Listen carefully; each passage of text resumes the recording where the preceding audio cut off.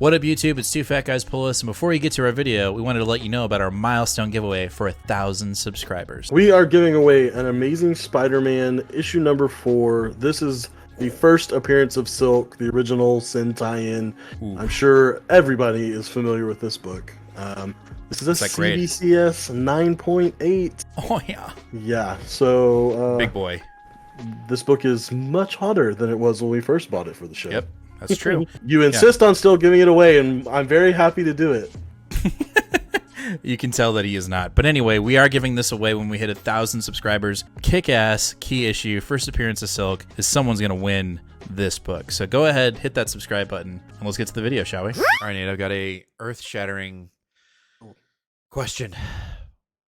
Okay. Which came first? The color orange. Okay. Get your mind out of the gutter. Sorry. Which came first? The color orange or the fruit? It's got to be the color. Think so? Why? Yeah, that's why they named the fruit that. Orange is orange. Yeah. You think so? I think so. So the concept of color. Well, there is no right answer. I don't know. No, I was just saying that's my final answer. Like, that's your final answer. You know, like in the Who Wants to Be a Millionaire. Final answer. That's never mind. Man, you're dated. Let's. You're older than me. What the fuck? So let's start the show. What up, YouTube? It's Two Fat Guys Pull Us, and we got another new Comic Book Day video for you for the week of August 9th. And it's itty bitty. It's very itty bitty. Is it? I feel like it's alright size. I mean, it's pretty bitty bitty for me. I only have 7 comics. Like in 2 weeks. In 2 weeks, when I'm like when we don't have a show because I'm on vacation, there's like 16 books. Oh yeah, that's true. So, but let's get to it. Let's get to this itty bitty week. First up, we have Amazing Spider-Man issue number 31, Legacy 925, an oversized issue, special wedding. You're picking this up, right? Reluctantly, yes. Okay. I just don't know how to quit you. I'm not overly excited about it because John Romita Jr. and he's on like a couple pages. I still don't care. Like the cover does not have me hyped. What is this? A $9.99 issue? This is a fucking lot of money. I don't know, man. I might not pick this up. You will. I might not. You will. Tell me one reason why I should pick this up. Because you like collecting single comic books and you hate having a collection. And this will be one hole in your single. Tell me there's a cover that I just can't not get. I don't think I can tell you that. I don't think there is a cover that you can't not get. There are some good covers to this, but I don't think there's one that you can just like not get. The Christopher, what's his name? Christopher, I can't remember. The Negative Space Miss Marvel variant is pretty cool. The second printing scan variant is cool because it's an homage. I do the second printing, but it's the second printing, so I'm gonna have to wait. It's coming out all at the same when the first go around. Excuse me. The second printing is coming out when the first printing is coming out? Yeah, because they didn't print enough. Yeah. How does that make any sense? Because they printed some to try to fulfill the orders. But when they did that, they couldn't fulfill the orders. So before the book came out, they had to rush another printing.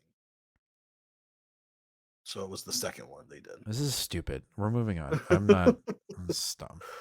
Yeah. All right, next up we have the Avengers issue number. Like we didn't even talk about it. Like we didn't even talk about the book, and that's how much I don't. We got the Avengers issue number 4 from Jed MacKay. I really enjoyed the introduction of this new villains team, and it looks like we're going issue to issue with each villain and Avenger that was assigned to the city that is being destroyed. So we've got Iron Man, and I don't remember the name of the villain, but it's kind of like a creator just like Iron Man. So we've got Iron Man in his new stealth suit that's not technically Stark tech, which I'm super stoked about. That's got that really cool continuity with Gary Jerry, so everything's kind of aligning. So I'm stoked. I'm really excited about it. What's up with the I like it now that I've actually looked at it and read it. So we've got an homage to actual John Romita Sr. Mhm. on the little thing up there, and I really like that. Yes, that is what's going on as a remembrance to him. This You got kid anything to add passed recently. to this, or you're not excited, or me, or I'm literally talking while you're talking over me. oh, I thought that's all you were gonna say. I'm No, I have. literally talking. I've been a little bit slower to adapt to this book, but it is Jed McKay, so I will trust in him for at least like 10 or 12 issues. And Jim McKay, we trust. It's true. All right, after that, we have Children of the Vault, issue number 1 from Camp. Um, we've talked about this before with the X line currently. Before the gala, we were both kind of like, I don't know, man. I think I'm just going to read the main titles and be done with it. But the gala happened. It reignited some massive fire in our excitement towards some of these X books. And this is another one that I'm going to give it a shot. More specifically because the Children of the Vault storyline was a very intriguing storyline that Hickman set up. And I feel like Gary Jerry has done a really good job of continuing that legacy of that storyline and saying, all right, this does matter. Mhm. It is a little disheartening that we don't have, one of the bigger writers on the book, but I'm not going to hold it too much against the book. I am excited for it. You say that, but that's actually why I am the book. I was almost on the fence and not going to do it, but then Comic Book Herald said that he was a big fan of Camps, and that Mm-hmm. was why this book was at the top of the list for him. So Yeah, I can't really go against Comic Book Herald's absolutely not. recommendation. So I'll go with it. No, for sure. And we've got Bishop and Cable. It looks like gonna kind of head the front of this book, so that's got me even more stoked. So Mhm. I am enjoying the Fall of X currently.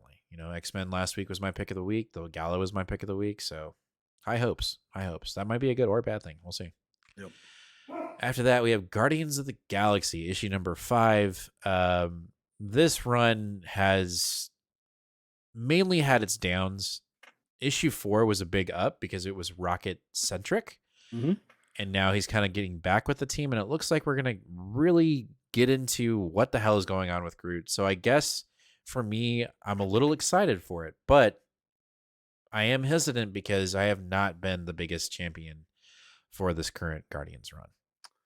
Yeah, I have really mixed emotions about this one because I try not to be titles, um, but I can't quit Guardians of the Galaxy no matter Yeah. how bad it is. And what's even worse is since the last time we reviewed one of these books, not I don't know if this was common knowledge or not, but I found out from the writers that this was always planned to be a 12 issue series. That it was never Mm, supposed to go that far. Now that is a good thing, which means they planned on it ending, but I just can't comprehend why we can't get an ongoing Guardians of the Galaxy book where we're going to support. I mean, you had Al Ewing writing knockout stories, and we took him off that book after just 16 issues. So I don't yeah. know. I don't know why we can't get some consistency here, but I'll be reading it all the way through. We'll see what happens. Hopefully, this Group Fall origin will be good.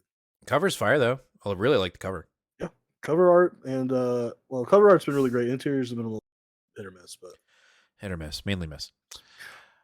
All right, after that, we have Immortal X-Men issue number 14 from Karen Gillan, and it looks like we're picking right up with Xavier on Krakoa alone. mm-hmm. This may be a big pity party, which, depending on what side of the line you're on when it comes to feelings towards Xavier, this either could be a really good issue for you or a really shitty issue for you. Um, I'm actually genuinely excited to see what this issue brings.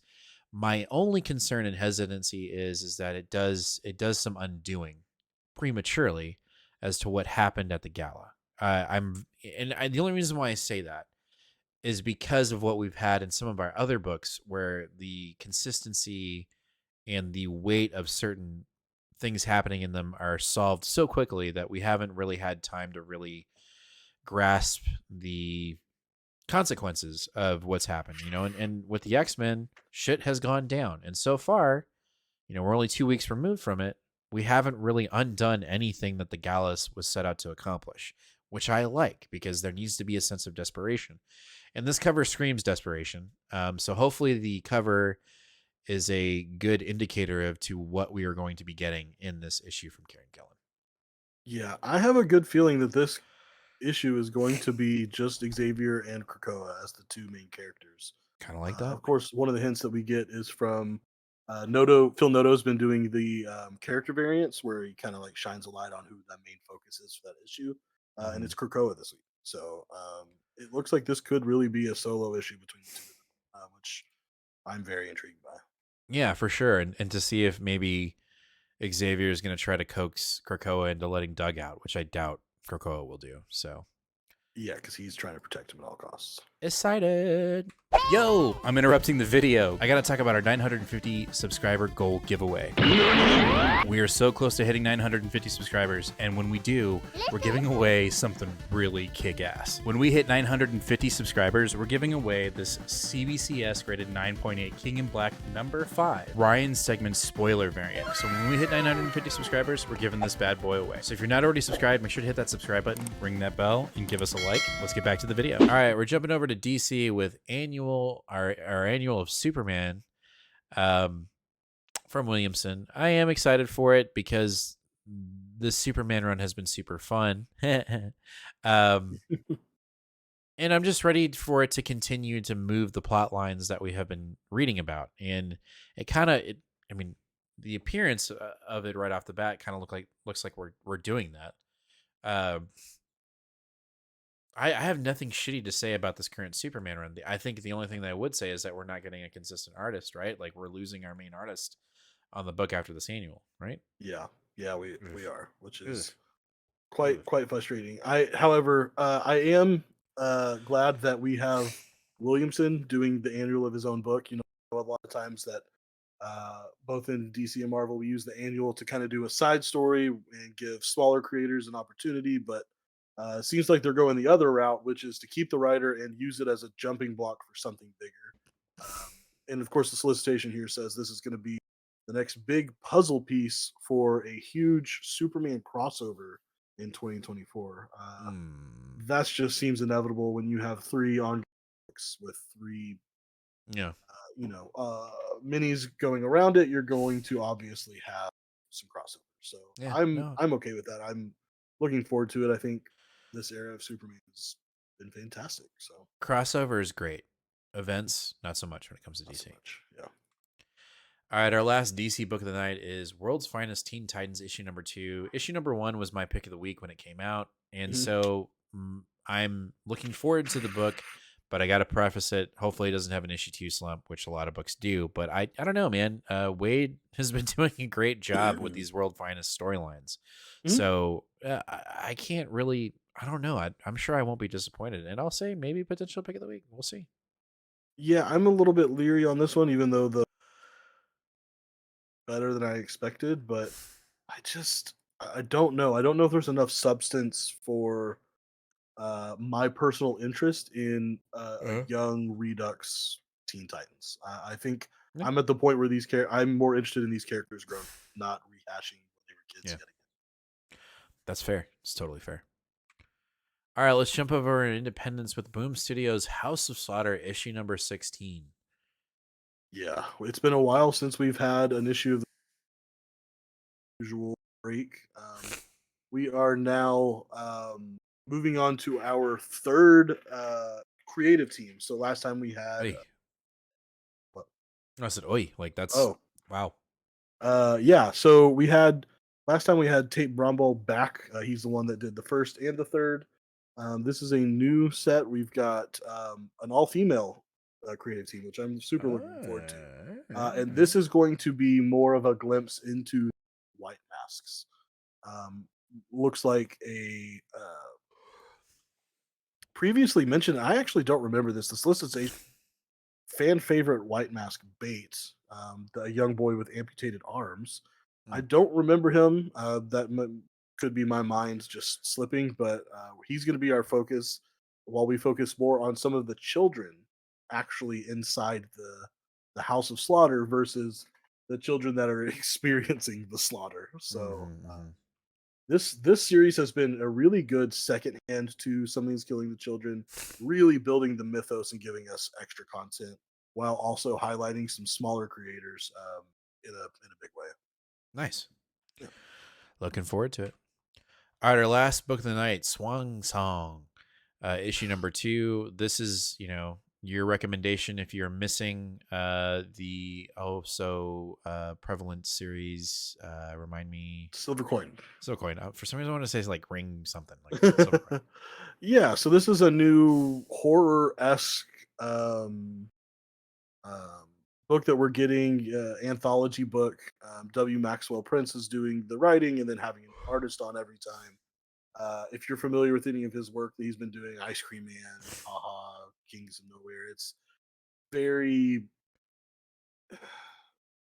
unique style. It's a little bit horror, but it's almost an ephemeral horror that's kind of esoteric in senses. It's kind of hard to get sometimes. Sometimes you read it and you're just like deep, and sometimes you read it and you're like, what did I just read? What am I supposed to get out of this? I like the messiness of his work, though, that sometimes it takes a little bit of work to get his work. That sounds like something you're interested in horror-esque. The first issue was really good, so I'm definitely looking forward to this one. This is the pilots, so if you read Homesick Pilots and liked the art in there, then maybe that's for the art. All right, cool. All right, well, that's going to do it for this week's New Comic Day video for the week of August 9th. Let us know down in the comments, what are you picking up today? What are you going to read first? And what's your potential pick of the week? Let us know down in the comments. Make sure to hit that subscribe button, ring that bell, and give us a like. It'd be much appreciated as we're on the road to 950 subscribers, but we can't do it without your support. So please make sure to do all 3 of those things so we can hit those sub goals and give away some slabs. You know the drill. We'll see you guys live this Sunday, 8 o'clock p.m. Central Standard Time, where we'll talk about all these books and more, halftime questions, silly goose times. It's going to be wild. So make sure to join us here live, 8 o'clock p.m. Central Standard Time, here on YouTube. As always, fam, be kind to one another and read more comics. Later.